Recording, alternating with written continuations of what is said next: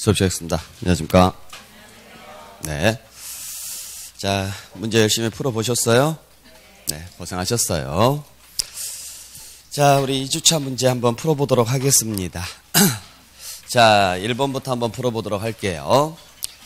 자, 1번에 보시면, 자, 과세표준과 세액을 정부가 결정하는 때 확정됨이 원칙이나, 즉, 원칙적으로 정부가 결정함으로써 확정되는 세금을 말하죠.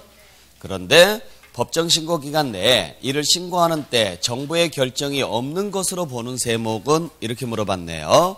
즉 정부가 결정하는 것을 원칙으로 하되 납세자가 신고를 하게 되면 신고로 바뀌는 것 딱 하나밖에 없죠. 종합부동산세예요. 그래서 종합부동산세는 결정이 원칙입니다. 처음부터 원래 고지서 받아서 내는 게 원칙이죠. 다만 신고를 선택을 하면 뭘로 바뀌어요? 신고제도로 바뀌어요. 그래서 답은 1번이겠네요. 2번, 3번, 4번 양도소득세나 등록면허세나 취득세는요. 원칙이 뭐예요? 신고죠. 신고. 원칙이 신고고 5번은 원칙이 재산세는 원칙이 결정인데 신고를 아예 할 수가 없고요. 네, 답은 1번입니다. 자, 그 다음에 2번은 자, 옳은 것은 그랬습니다. 1번 봤더니 부동산을 취득할 때 납부하는 조세에는 지방소득세가 포함된다. 안 그래요? 우리 취득할 때 내는 세금이 뭐예요? 취득세죠. 취득세에 부과되는 세금이 뭐냐 지금 이 말이거든요. 취득세 부과되는 세금은요. 농어촌 특별세하고 지방교육세 두 개예요. 아시겠죠? 그래서 자, 우리가 취득세가 있고 그 다음에 등록면허세가 있고 그 다음에 재산세가 있고 그리고 종합부동산세가 있고 그 다음에 소득세가 있습니다. 그럴 때 취득할 때 내는 세금, 보유 중에 내는 세금, 그리고 소득이 있었을 때 내는 세금. 그때 취득할 때 내는 세금. 자, 취득세에는 무슨 세금이 부과가 되느냐? 농어촌 특별세가 부과가 돼요. 취득세는. 그러니까 취득세를 내시는 분은 무조건 무슨 세금을 내야 돼요?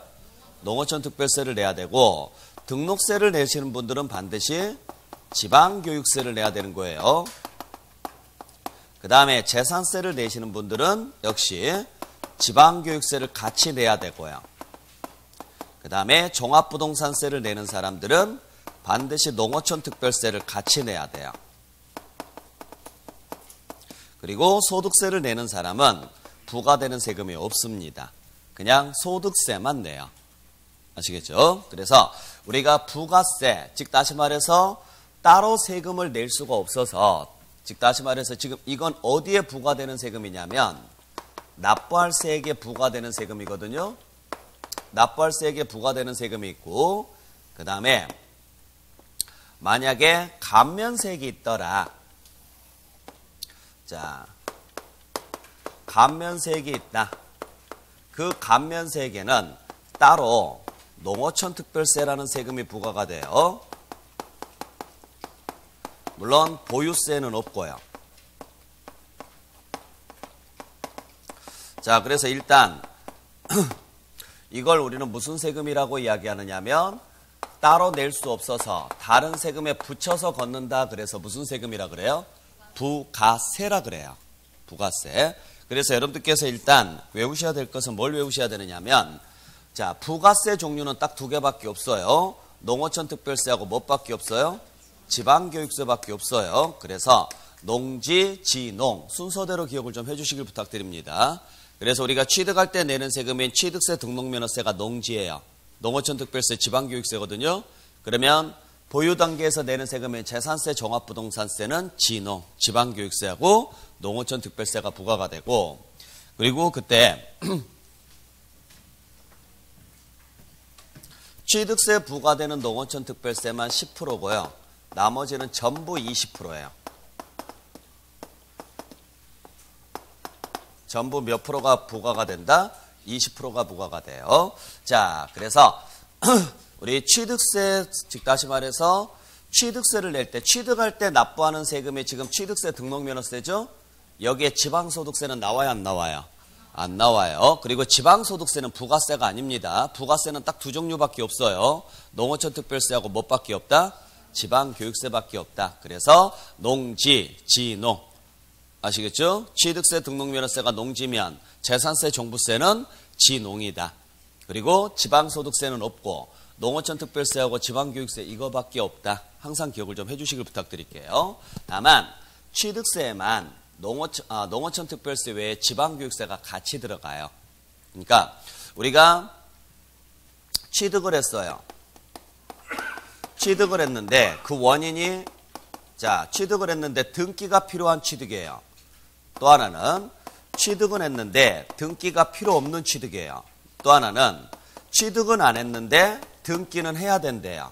이 세 가지를 지금 우리가 구분해서 판단해 봐야죠. 자, 그래서 취득을 했을 때 등기가 필요한 경우가 있고 취득은 했지만 등기를 안 해도 되는 경우가 있고 취득과 관계없이 등기를 해야 되는 경우가 있고요. 그때 취득이 원인이면 무조건 무슨 세금 내야 돼요? 취득세를 내야 되는 거고 취득 원인 없이 등기가 들어갈 때는 뭘 내고 등기해요? 등록면허세를 내고 등기하는 거예요. 그러니까 우리가 등기할 때 내는 세금이 두 가지라는 거죠. 그 원인 자체가 뭐가 원인이면 취득이 원인이면 지금은 뭘 내고 등기하는 거예요? 취득세. 그러니까 우리가 취득했을 때 하는 등기가 무슨 등기예요? 소유권 등기잖아요. 그래서 여러분들이 만약에 소유권 등기를 하고 싶으면 뭘 내고 등기하시는 거예요? 취득세를 내고 등기하는 거고 만약에 지상권이나 전세권이나 저당권이나 이러한 것들은 취득하고 관련이 있어요? 없어요? 없죠? 그러한 등기를 할 때는 뭘 내고 등기하시는 거고 등록면허세를 내고 등기하는 거예요. 자, 그때 요 취득에 부과되는 세금, 요게 옛날 취득세거든요. 요 취득에 부과되는 세금이 요 취득의 10%가 농어촌특별세고 아시겠죠? 요 등기 쪽에 20%가 지방교육세예요. 그러다 보니까 취득세가 지금 두 종류가 있죠. 취득과 등기 다 내는 경우 이걸 무슨 세율이라 그래요? 표준세율이라고 하고 취득만 내고 등기가 없는 경우 기준세율이라고 하죠. 그때 표준세율이 적용되는 경우는 취득과 등기 다 나오니까 부가세도 몇 개 나와요? 2개 다 나와요. 농어촌특별세하고 지방교육세가 다 나온다고요. 대신 기준세율 적용 대상에서는 취득밖에 없으니까 농특세는 나와도 무엇은 없어요? 지방교육세는 없어요. 이해하셨죠?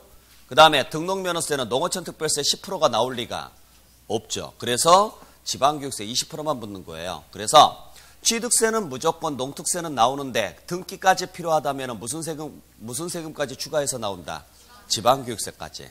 대신 등록면허세는 농어촌특별세 10%는 안 나오죠? 그냥 뭐만 나오는 거예요? 지방교육세만 나오는 거예요. 지방교육세만. 자, 그래서 이 내용 여러분들께서 다시 한번 좀 확인 좀 해주실 필요가 있어요. 자, 어찌됐든지 간에 지방소득세는 부가세다 아니다? 아니에요. 그래서 우리가 소득세를 내게 되면 무슨 세금을 같이 내야 되느냐면 지방소득세를 같이 내야 되거든요. 이 소득세가 국세예요. 근데 소득이 발생하면 국가에서만 걷어가는 게 너무하지 않느냐. 그래서 지자체에서도 걷어가는데 지자체에서 걷어가는 소득세를 우리는 무슨 소득세라 그래요? 지방소득세라 그래요. 지방소득세. 옛날에 주민세라고 했던 거. 근데 예전에는 소득세 낼 때 지방소득세를 같이 끼워서 걷었는데 지금은 따로따로 걷어요. 그러다 보니까 이게 부가세가 아니라 뭐에 해당하는 거예요? 독립세에 해당하는 거예요. 독립세. 그래서 지방소득세는 부가세다 아니다? 부가세 아니에요. 근데 실무에서는 부가세처럼 징수가 돼요. 실무에서는. 그러니까 그냥 어찌됐든지 간에 우리가 부가세의 종류는 두 가지밖에 없다라고 알고 계세요. 농어촌특별세하고 뭐밖에 없다? 지방교육세예요. 두 번째, 농어촌특별세는 지방세 중에서 목적세이면서 부가세이다 이렇게 나와 있죠. 여러분들 농어촌특별세 있죠. 자, 우리가 농어촌특별세는 부가세 아니에요. 부가세는 맞는데 이게 지방세는 아니에요. 국세예요. 자, 그래서 우리가 사용 목적에 따라서 세금을 걷어서 어떤 목적으로 사용하느냐. 일반 경비에 사용하면 보통세라고 하고 특정 목적 경비에 사용하면 목적세라고 하거든요. 근데 그 목적세의 종류가 딱 5개밖에 없어요. 그 5개의 범위가 국세가 3개가 들어가고 지방세가 2개가 들어가요. 그 국세 3개가 뭐냐면 교육세하고 교통에너지 환경세하고 교통에너지 환경세하고 농어촌 특별세가 있어요. 그 다음에 지방세에 해당하는 목적세가 딱 2개밖에 없는데 지역자원시설세라는 세금하고 그 다음에 지방교육세라는 세금이 있습니다. 그래서 요 5개는 전부 다 목적세로서 이 글자 외에는 다른 용도로는 안 쓰여요. 그래서 국세는 앞자만 따서 교교농이라고 그냥 외우세요. 아시겠죠? 대신 지방세는 지지라고 외우긴 외우되 그 지지가 뭔지를 정확하게 외우셔야 돼요. 왜냐면 지자 들어가는 게 이거 외에도 많이 있어요. 이해되셨죠? 네. 자, 그래서 교교농은 어차피 이거 외에는 없어요. 자, 그 중에서 요 농어촌 특별세하고 지방교육세 있죠? 요 농어촌 특별세하고 지방교육세가 바로 뭐에 해당하는 세금이에요? 부가세에 해당하는 세금이에요. 그러면 지금 농어촌 특별세를 물어봤죠? 그러면 농어촌 특별세는 목적세이면서 부가세까지는 맞죠? 지방세는 아니에요. 그래서 여러분들이 한 가지 주의하셔야 될 것은 취득세가 국세입니까? 지방세입니까? 지방세죠. 취득세 부과되는 농어촌 특별세는 국세요? 지방세예요? 국세예요. 그러니까 지방세에는 지방세만 부과가 된다 그런 생각하지 마세요. 지방세는 국세가 부과가 될 수도 있고 지방세가 부과가 될 수도 있고 그런 건 상관없어요. 어찌됐든지 간에 농어촌 특별세를 따로 징수하기가 어려워서 다른 세금에 끼워서 걷는데 그걸 지방세에다가 끼워서 거둘 수도 있고 국세에다가 끼워서 거둘 수도 있다 이야기예요.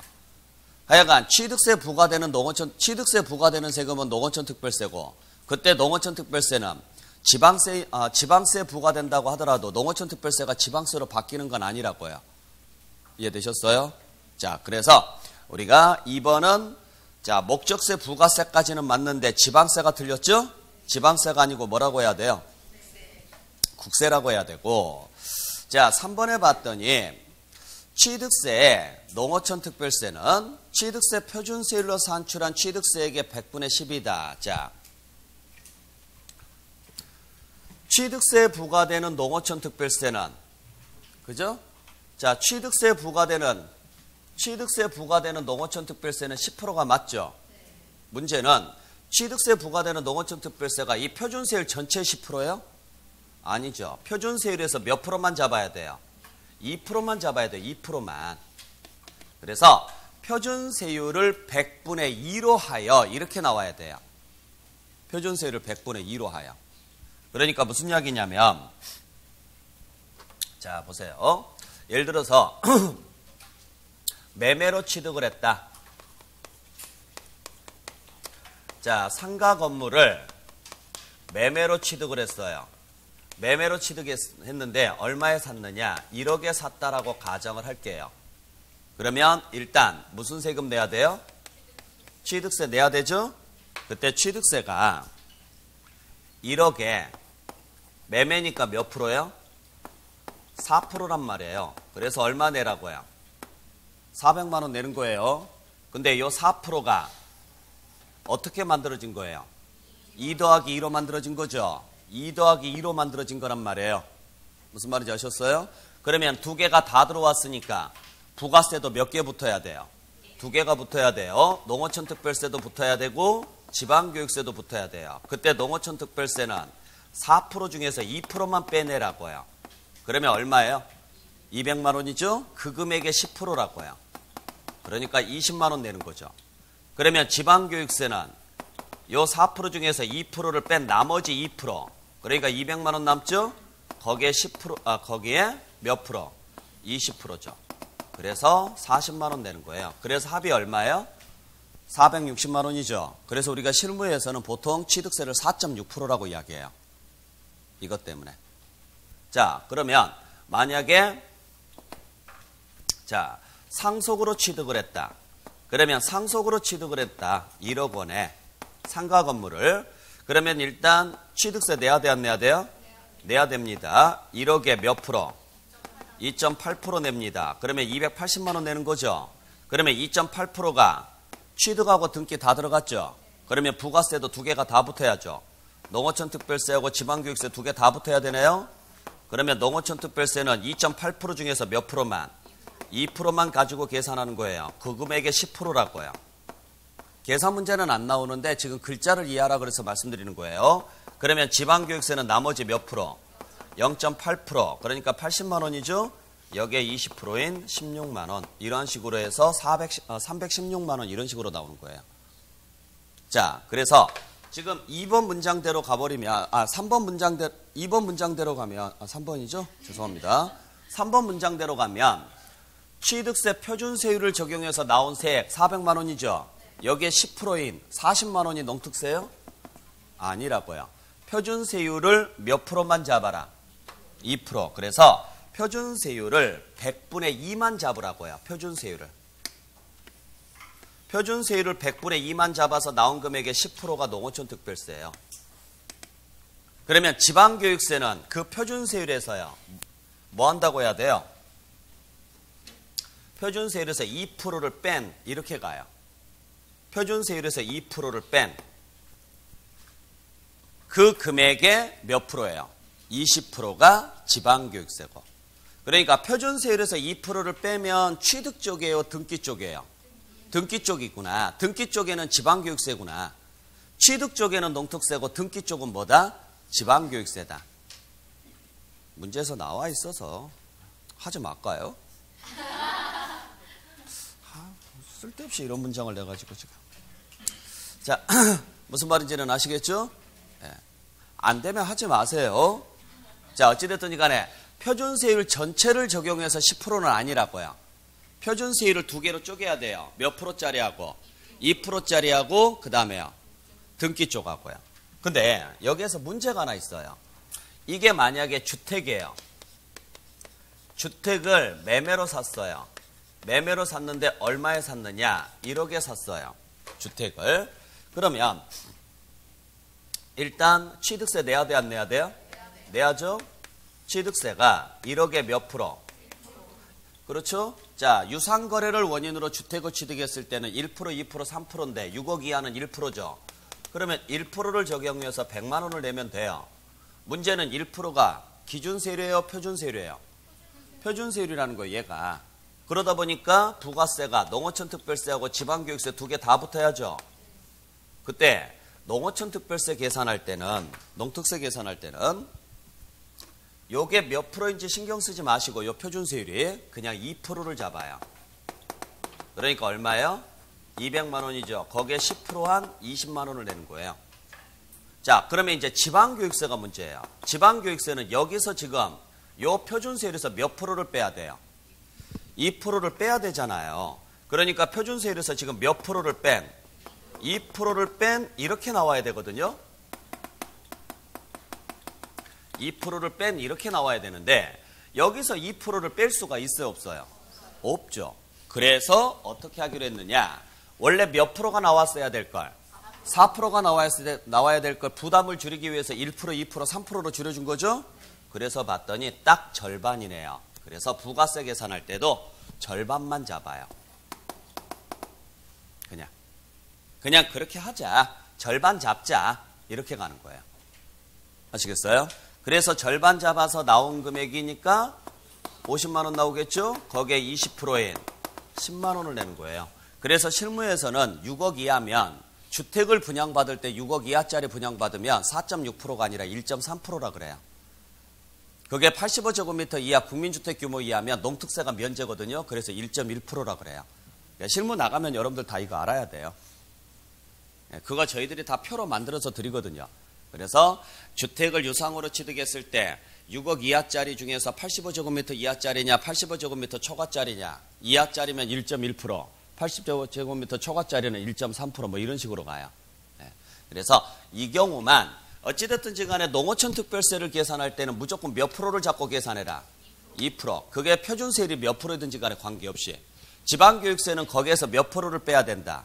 2%를 빼야 되는데 오직 주택을 유상으로 취득했을 때 한해서는 2%를 뺄 수가 없으니까 그 표준세율이 얼마를 잡는다? 절반을 잡는다. 절반을. 그게 지금 4번 이야기예요. 그러니까 4번 보시면 취득세 지방교육세라고 나와 있어요. 취득세 지방교육세 나와 있죠. 그때 취득세 지방교육세는 유상거래를 원인으로 주택을 취득하는 경우에 대해서는 그 해당 세율에 얼마를 적용을 해서 100분의 50만 적용해서 나온 금액의 20%라고 해요. 그러니까 지방교육세는 무조건 몇 프로예요? 지방교육세는 무조건 20%인데 어떤 금액에? 그 세율의 절반을 적용해서 나온 금액에. 그 세율을 절반을 적용해서 나온 금액에. 농어촌 특별세는 몇 프로고? 농어촌 특별세는 10%인데 어떤 세율에?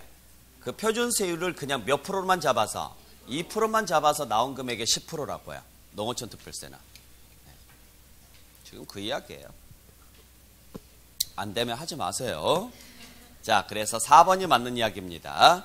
그 다음에 5번에 보시면 재산세의 지방교육세는, 자, 재산세 부과되는 세금은 뭐예요? 지방교육세죠. 재산세 부과되는 세금은 지방교육세인데 그때는 재산세액의 몇 프로? 20%예요. 재산세액의 20%인데 문제는 도시적분을 포함한 금액의 20%다. 제외한 금액의 20%다. 제외한 금액의 20%다. 이랬어야죠. 그래서 답은 4번입니다. 자, 그리고 이 문제랑 같이 연결을 해서 하나 봐야 될 게 있어요. 어디를 봐야 되느냐면 여러분들 18번 문제를 봐보세요.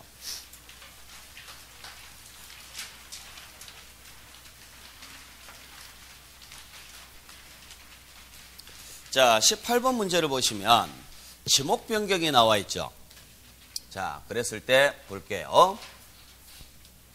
이건 지워도 되겠어요? 안 할 거죠, 어차피. 보니까 안 할 것 같아요. 네. 자, 우리가 지목을 변경을 해요. 지목을 변경을 하면 등기를 해야 돼, 안 해야 돼요? 해야죠. 변경 등기 해야 될 거 아니에요. 지목 등기 해야죠? 자, 문제는 지목을 변경했을 때 등기를 하려면 취득세를 내고 등기를 해야 될까? 등록면허세를 내고 등기를 해야 될까? 지금 이게 문제거든요. 그러니까 우리가 등기할 때는요. 취득세를 내고 등기하는 경우가 있고 등록면허세를 내고 등기하는 경우가 있죠. 그러면 문제는 지목 변경이 취득이면 뭘 내고 등기하시고요?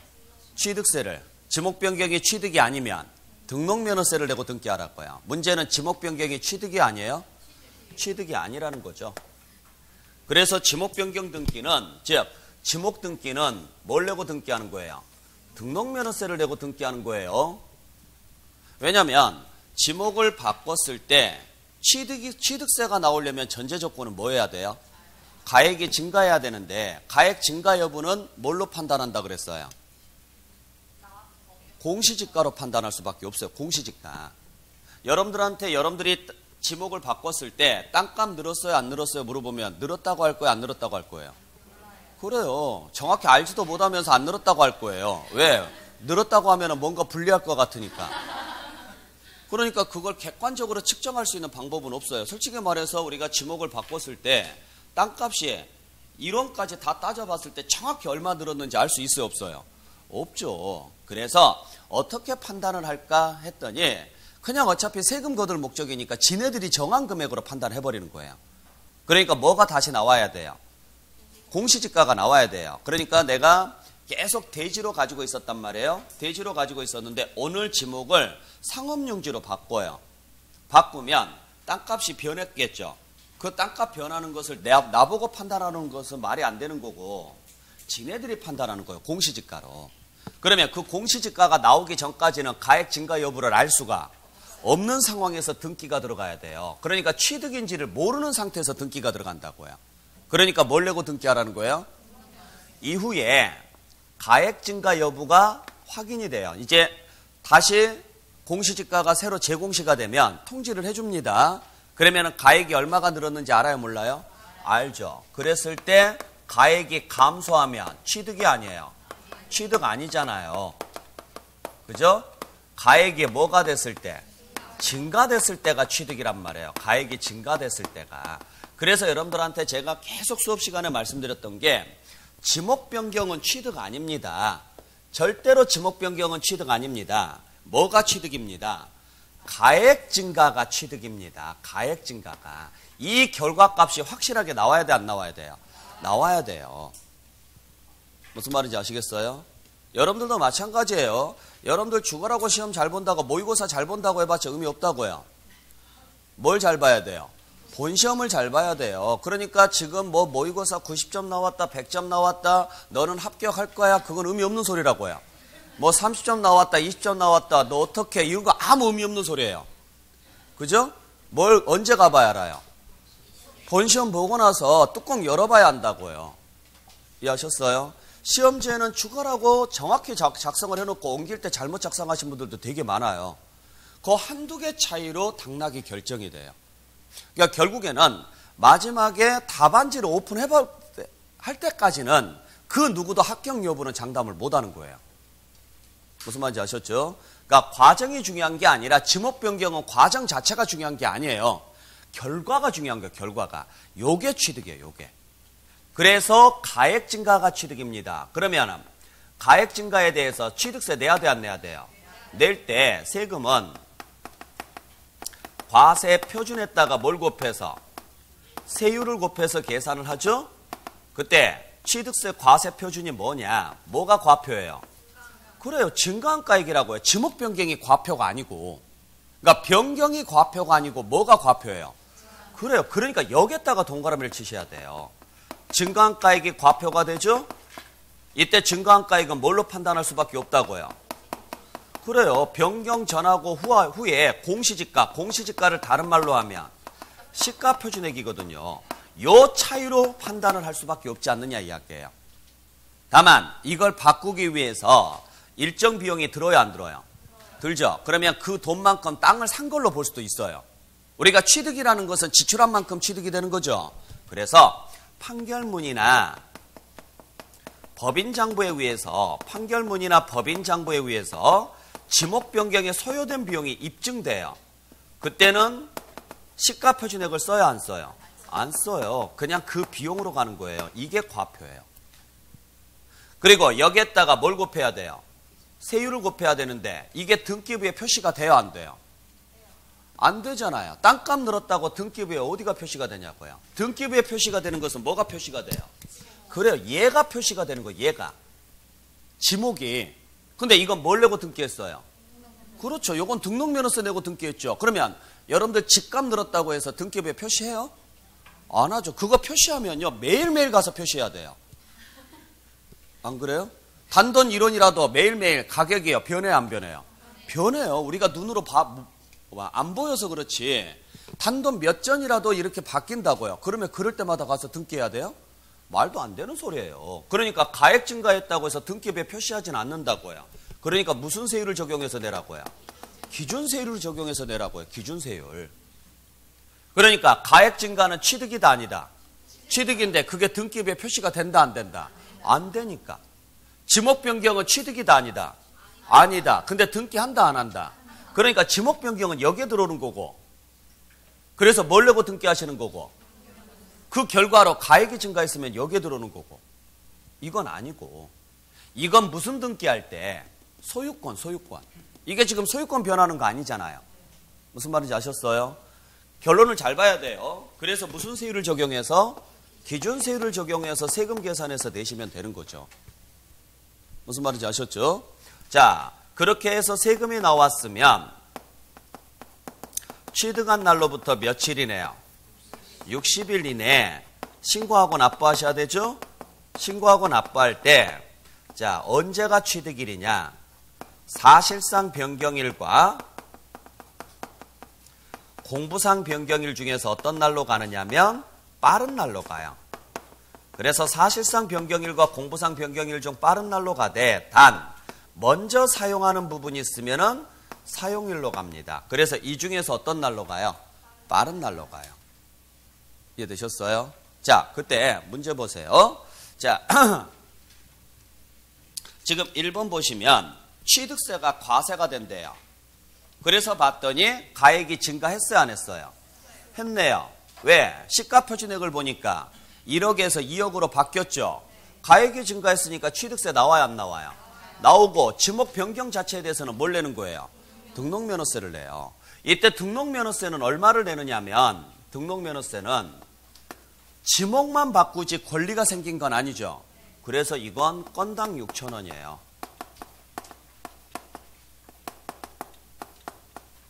근데 이것도 좀 잘못된 게 뭐냐면 지목 변경은 여러분들이 공시법 시간에 배우셨는지는 모르겠지만 촉탁 등기로 바뀌어요. 이게 지목은 배웠어요 혹시? 촉탁 등기로 가다 보니까 국가가 하는 등기가 돼서 비과세요. 실무상으로는 이게. 그래서 실무에서는 안 내요. 지목 변경에 대한 등기를 할 때 옛날에는 냈거든요. 지목 변경 신청을 해가지고 6,000원을 냈어야 돼요. 그러니까 글자만 바꾸는 거, 쉽게 말하면 우리 이름 바꾸는 거 있죠. 그거 바꿀 때는 글자만 바꾸기 때문에 따로 과표가 없어요. 그래서 건당 6,000원씩 내요. 그래서 여러분들이 6,000원을 내시면 지목을 바꿔줘요. 근데 하도 이걸 안 하니까 거의 직권 등기로 들어가요. 그래서 그냥 신청도 촉탁으로 넘겨버렸어요. 현재는. 그러니까 실무에서는 안 내요. 그러니까 이 말도 좀 애매하니까 시험에서는 이렇게는 안 나올 거예요. 근데 뭐 나와 있으니까 지금 설명을 드립니다. 아셨죠? 하여간 뭐 등록면허세가 과세가 된다면 건당 6,000원인 거예요. 다른 게 답이 없다면 그냥 얘가 답인 거예요. 틀린 것은. 다른 데 답이 없다면. 자, 2번 보죠. 2번에 봤더니 취득세 과세 표준은 뭐고요? 증가한가액이죠. 대신 등록면허세 과세 표준은요. 건당이라고요. 건당. 맞죠? 3번에 봤더니요. 취득세에서는 무슨 세율을 적용한대요? 기준세율. 왜? 등기부에 표시할 일이 없으니까. 4번을 봤더니요. 취득세 부가세로서는 농어촌 특별세가 부과되지만 지방교육세는 부과되지 않는다. 그죠? 왜? 기준세율 대상이에요. 기준세율 대상이니까 무엇은 나와도 농특세는 나와도 지방교육세는 안 나오죠. 만약에 표준세율 대상이었으면 농특세랑 지방교육세 다 나왔겠죠. 무슨 말인지 아셨어요? 네. 자, 그래서 4번까지 맞고 5번에 봤더니 취득세 등록면허세 합계액이 200만 원이다. 이렇게 돼 있는데 자, 그러면 지금 보죠. 자, 지금 보니까 시가 표준액 증가액이 얼마예요? 1억이네요. 근데 거기에 들어간 비용이 얼마래요? 5천만 원이네요. 근데 누가 지목을 바꿨대요? 개인이 바꿨으니까 이건 못 쓰네요. 판결문이나 법인장부라는 말이 없죠. 그러면 과표는 1억이에요. 1억에 기준세율이니까 몇 프로? 2%네요. 1억에 2%니까 200만 원이죠. 그죠? 200만 원에 자 취득세만 물어봤으면 200만 원이 맞는데 등록면허세까지 같이 물어봤으니까 6천 원이 들어가야죠. 그래서 200만 6천 원이다 해서 이걸 지금 답을 5번으로 해놨는데 이건 논란의 여지가 있어요. 방금 제가 말씀드렸던 것처럼 이게 촉탁 등기로 들어가다 보니까 이게 비과세가 돼요. 그러면 취득세 등록면허세 다 합쳐서 그냥 200만 원이에요. 그러니까 이걸 지금 5번을 답으로 해놨는데 좀 애매합니다. 이렇게는 문제가 나오면 안 돼요. 무슨 말인지는 아시겠어요? 그래서 그냥 등록면허세에서는 안 나와요. 이 문제가. 지목 변경에 대한 문제가 등록면허세에서는 안 나오거든요. 어차피 이거 자체가 촉탁으로 빠져버리기 때문에 결국에는 어디에서만 나와요? 취득세에서만 나오니까 이 취득세 쪽만 여러분들께서 확실하게 좀 잡아주시길 부탁드릴게요. 이해하셨어요? 네. 다시 한번 강조드리지만 지목 변경이 취득이 아니에요. 뭐가 취득이에요? 가액 증가가 취득이에요. 올해 시험 문제에서는 이건 나왔어요. 공무원 시험 문제에서 지목을 변경하는 경우에는 가액의 증가나 감소 여부에 관계없이 취득으로 본다. 그렇게 나왔거든요. 틀린 문장. 가액 증가 감소 여부에 관계없이 취득으로 보는 게 아니라 뭐가 됐을 때만, 가액이 증가됐을 때만. 이쪽은 시험 문제 안 나오고, 그러니까 이쪽은 크게 신경을 안 쓰셔도 되는데 여기는 무조건 나온다고 봐야 돼요. 이해되셨죠? 꼭 좀 주의를 좀 해주시길 부탁드릴게요.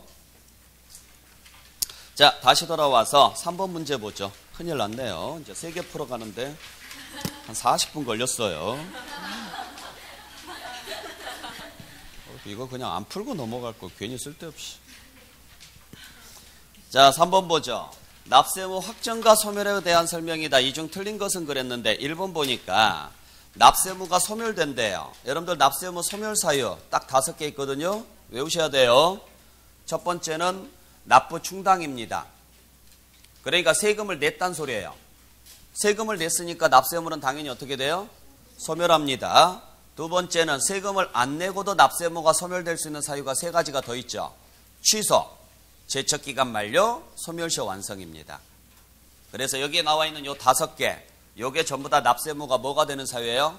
소멸되는 사유예요. 납부, 충당, 취소, 제척기간 만료, 소멸시효 완성. 그러면 여기에 눈 씻고 찾아봐도 납세자 사망이 있어요, 없어요? 없죠. 죽었다고 해서 납세의무가 소멸되는 건 아니라고요. 죽으면은 어떻게 돼요? 승계돼요, 승계. 상속인에게 승계돼서 계속 이어집니다. 이해되셨죠? 네. 자, 그 다음에 2번에 봤더니 100분의 20의 가산세가 부과가 된대요. 여러분들 20% 가산세가 나오려면 뭐가 나와야 돼요? 무신고가 나와야죠? 그러니까 무신고가 나와야 돼요. 신고를 안 했어야 돼요. 만약에 무납부가 나오면 돼요, 안 돼요? 안 돼요. 납부를 안 하는 것은 아니에요. 그래서 앞에 봤더니 신고를 하지 않았대요. 그러면 20이 맞죠? 무슨 말인지 아셨죠? 납부를 하지 않았다 그랬으면 틀려요. 납부를 하지 않았다 그랬으면요 10만 분의 25가 돼야죠. 납부 불성실 가산세니까. 근데 뭘 하지 않았대요? 신고를 하지 않았대죠? 하나 더 봐야 될 게 있죠. 사기나 부정자가 있는가 꼭 확인해야 돼요. 왜? 사기나 부정자가 들어가면요 40%로 바뀌어야 되거든요. 자, 일단은 신고하지 않았다까지는 맞았어요. 그 다음에 사기나 부정자 있어요, 없어요? 없으니까 20이 맞죠. 그 다음에 3번에 보니까 지방세 제척기간이 7년이래요. 여러분들 제척기간이 몇 년 있어요? 5년, 7년, 10년 3개 있습니다. 5, 7, 10이죠. 그죠? 그때 7년짜리가 뭐예요? 무신고예요, 무신고. 그래서 앞에 봤더니 신고서를 제출했대요, 안 했대요? 안 했대요. 무신고 맞죠? 근데 무신고 중에서 딱 하나. 그게 상속이나 증여가 원인이면 그때는 10년입니다. 얘는. 그래서 앞에 상속이나 증여자가 있어요, 없어요? 있네요. 그러니까 얘는 몇 년짜리가 돼야 돼요? 10년짜리가 돼야죠, 10년짜리. 그러니까 10년짜리가 2개 있어요. 하나는 뭐였을 때? 사기나 부정이었을 때. 사기나 부정자가 나오면 무조건 몇 년? 10년간 부과가 가능해요. 아시겠어요? 근데 사기나 부정자 없이 무신고만 나왔다. 그러면 원래는 몇 년짜리인데? 7년간 부과가 가능한데 그 원인이 뭐라면? 상속이나 증여가 원인이라면 재산을 찾는데 시간이 오래 걸린다 그래서 3년 더 연장해서 몇 년? 10년이에요. 그래서 3번이 틀렸죠. 자, 4번에 보니까 징수금이란 지방세와 가산금과 체납천비를 말한다. 맞거든요. 그때 징수 순서는 체납천비가 1순위죠. 여러분들은 이건 중개법 시간에도 배웠잖아요. 재산이 매각이 됐을 때 가장 경매대금에서 매각대금에서 1번으로 가져가는 돈이 실행비용, 즉 매각비용이죠. 매각비용이 체납천비예요. 아시겠죠? 그러니까 당연히 세금에서도 뭐가 제일 먼저 가져가야 돼요? 체납천비. 자, 이제 2개 남았습니다. 지방세하고 가산금이 남았는데 지방세는 원금이고 가산금은 이자예요.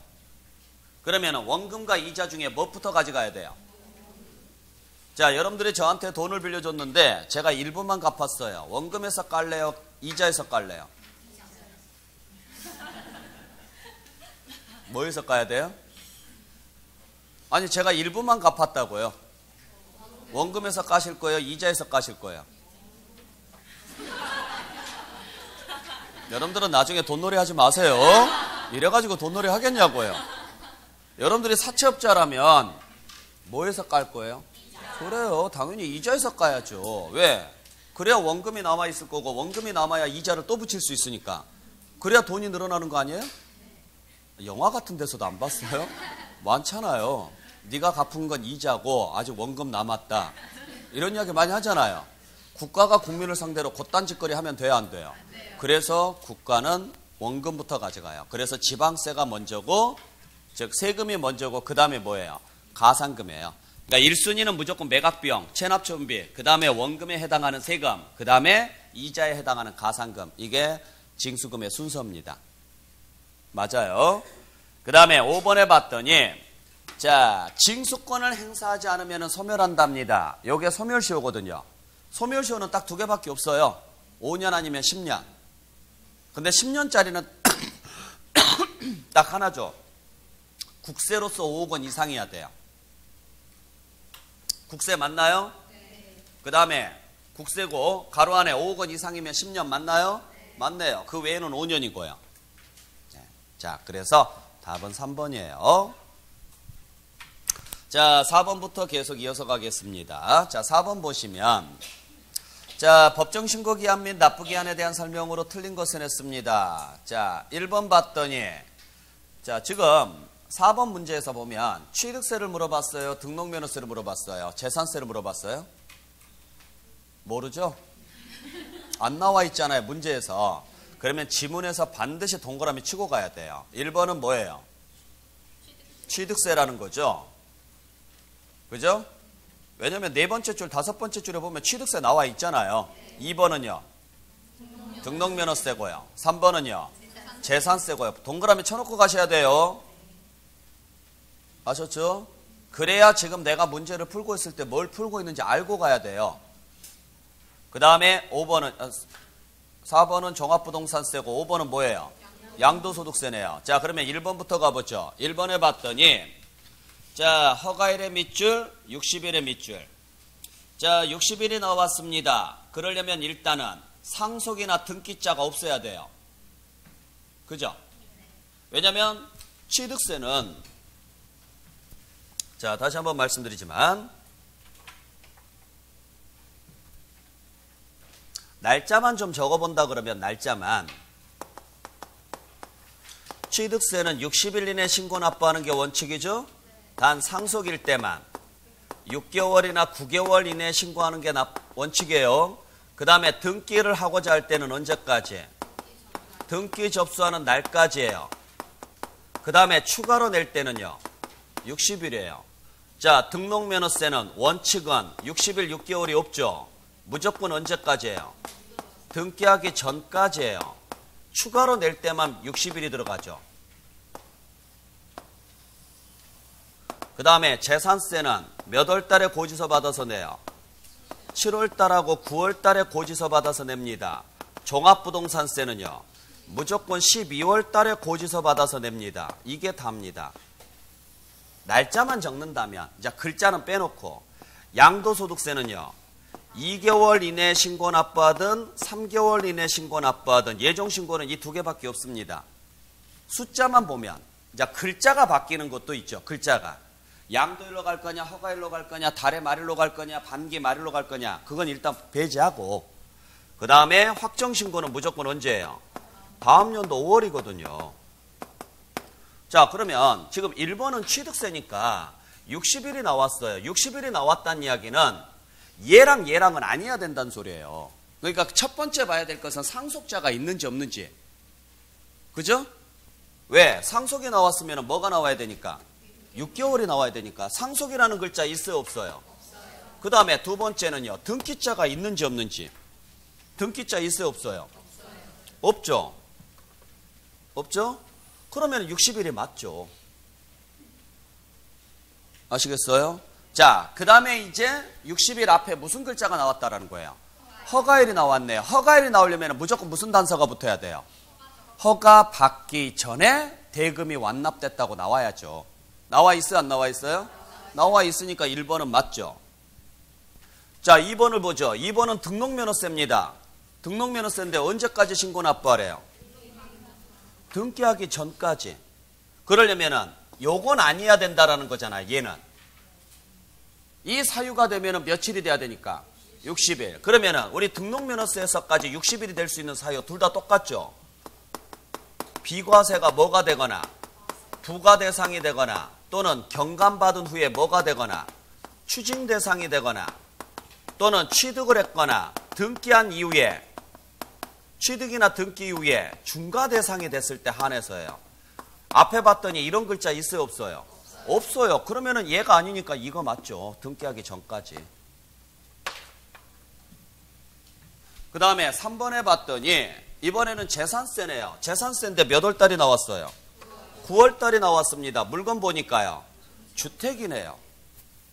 그죠? 주택은요.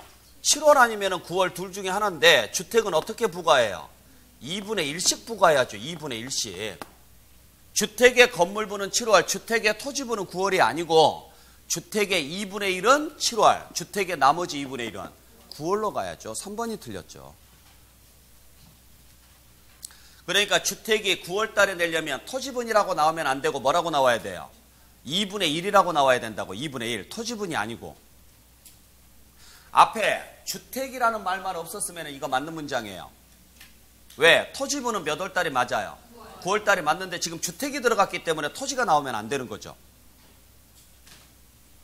이해하셨어요? 그러니까 지금 주택하고 토지하고 같이 나왔죠. 주택에 동그라미 쳐야 돼요. 토지에 동그라미 치는 거 아니에요. 아셨어요?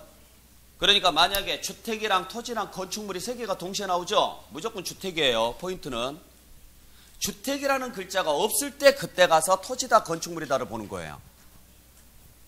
잘 보고 들어가셔야 돼요. 4번은 뭐예요? 종합부동산세죠. 종합부동산세는 죽었다 깨어나도 12월 달이죠. 그리고 자 재산세는요. 날짜로 따지면은요. 16일부터 말일이죠. 종합부동산세는 날짜로 따지면요.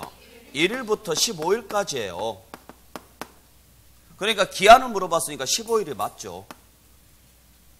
기한은 끝나는 날이니까. 5번에 봤더니요. 뭐가 나와 있어요? 양도소득세인데요. 뭐가 나와 있어요? 3개월이 나와 있네요. 3개월. 자, 우리 양도소득세에서 3개월이 나올 수 있는 경우는요. 부담부증이었죠. 그리고 개월수가 나왔으니까 앞에요. 밑줄 그어야 될 게 있죠? 양도일의 밑줄, 달의 말일의 밑줄. 그거 꼭 체크하고 들어가야 돼요. 개월수로 나올 때는 무조건 무슨 단어가 들어가야 돼요? 달의 말일자 꼭 들어가야 돼요. 네. 그러니까 요거 꼭 기억을 좀 해주시길 부탁드립니다. 자, 그 다음에 5번 보죠. 5번 보니까 가산세에 대한 내용이 다 틀린 것은 했습니다. 자, 1번 보니까 100분의 10에 상당하는 가산세가 부과된대요. 자, 10%가 나왔습니다. 10%가 나오려면 전제 조건은요. 과소 신고가 돼야 돼요. 과소 신고가 나와야죠. 만약에 과소 납부가 나오면 돼요, 안 돼요? 안 되죠. 과소 신고가 지금 10%예요. 그래서 봤더니 신고를 한 경우로서 신고해야 될 납부세액보다 과소 신고했대요. 과소 납부가 아니고. 맞죠? 두 번째 확인해야 될 것은요. 사기나 부정자가 있는지 꼭 보라고요. 있어요, 없어요?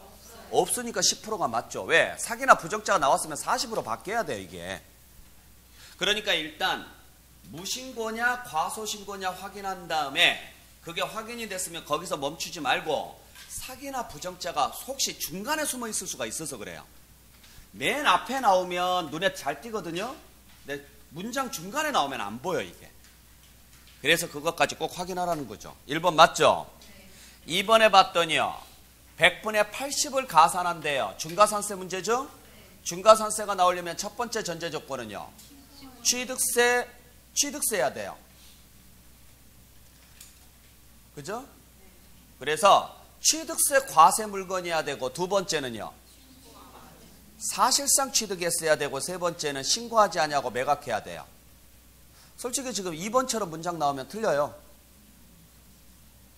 왜냐하면 취득세 납세무자가 신고하지 않냐고 매각했다고 돼 있죠. 그 물건이 등기가 필요 없는 물건이거나 사실상 취득이 아닌 간주 취득이면요. 중과산세 적용 안 해요. 그러니까 이렇게 문장 나오면 안 돼요. 그러니까 2번도 틀렸다고 봐야 돼요. 정확히 표현하면. 아셨어요? 그러니까 취득세가 중과산세가 나오려면 전제 조건이 세 가지가 다 나와야 돼요. 무슨 물건이어야 돼요? 취득세 과세 물건이어야 돼요. 두 번째는요. 사실상 취득을 했어야 돼요. 법은 임의로 해석하는 거 아닙니다. 정확히 해석해야 돼요. 세 번째는요. 신고하지 않냐고 매각해야 돼요. 근데 대부분의 사람들이 여기만 기억하거든요.